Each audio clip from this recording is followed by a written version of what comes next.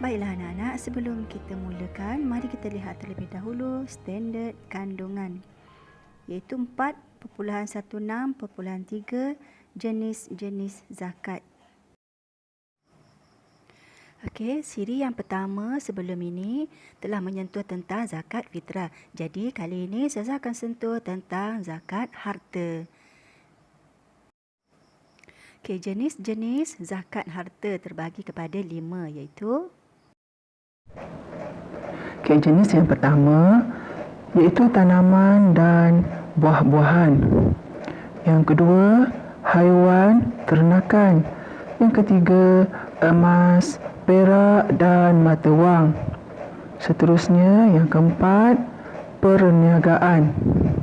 Dan yang terakhir, yang kelima, zakat galian dan rikas.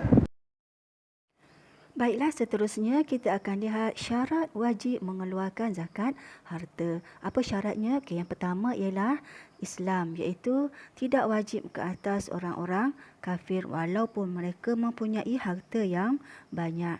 Kemudian syarat yang kedua ialah sempurna milik, iaitu harta tersebut mestilah milik kita yang sempurna, iaitu kita boleh mengeluarkan zakat apabila tiba masanya. Jika sekiranya harta tersebut adalah harta yang dipinjam ataupun harta yang dijaga untuk orang lain, maka harta tersebut tidak wajib untuk dikeluarkan zakat. Syarat yang ketiga pula ialah merdeka, iaitu bukan daripada golongan hamba. Maksudnya hanya orang-orang yang merdeka sahaja yang wajib mengeluarkan zakat harta. Kemudian syarat kita yang keempat iaitu cukup haul. Apa itu cukup haul? Cukup haul ni maksudnya ialah cukup ataupun genap tempoh setahun hijrah. Maksudnya cukup untuk tempoh 1 tahun hijrah. Bermula 1 Syawal sehinggalah 1 Syawal tahun berikutnya. Itu dinamakan cukup haul, iaitu cukup setahun ataupun genap setahun tahun hijrah. Okey, syarat yang kelima, cukup nisab. Apa itu cukup nisab? Cukup nisab ni maksudnya kadar yang tertentu yang diwajibkan zakat. Okey, contohnya kambing. Kalau kita ada kambing, membela kambing sebanyak ataupun 40 ekor, barulah kita wajib mengeluarkan zakat fitrah. Itu maksudnya nisab. Kadar tertentu yang diwajibkan zakat. Minima yang kita ada. Harta yang kita ada tu sekurang-kurangnya banyak mana kita nak keluarkan zakat.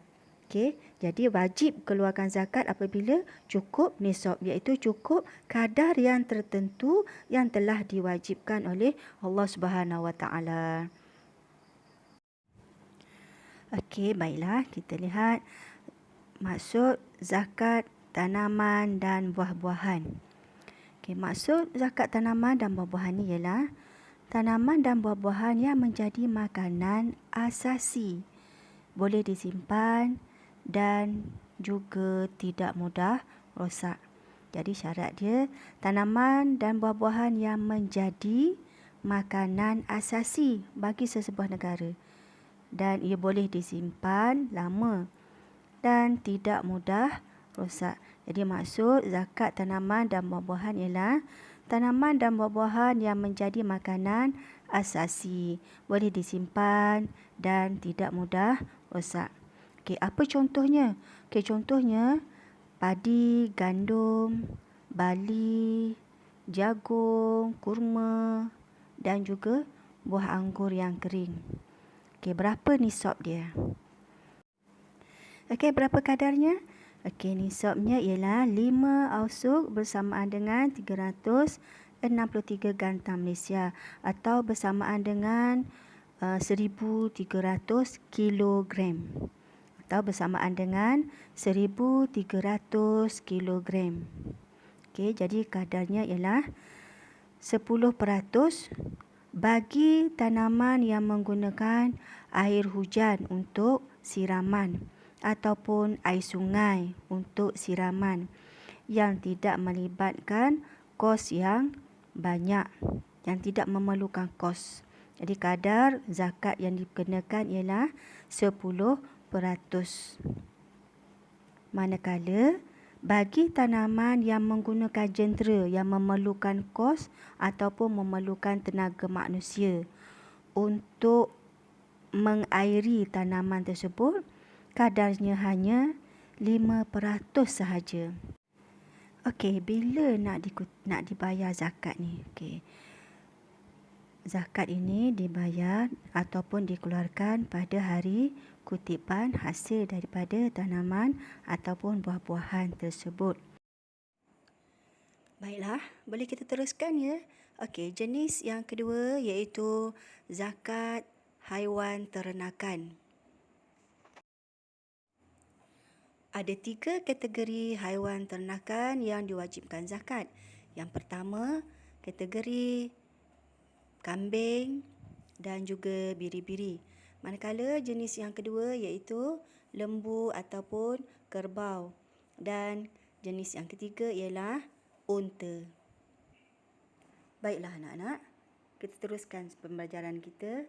Kita lihat syarat-syarat bagi haiwan. Yang pertama, dipelihara di padang yang bebas. Dan yang kedua, haiwan tersebut tidak digunakan untuk bekerja.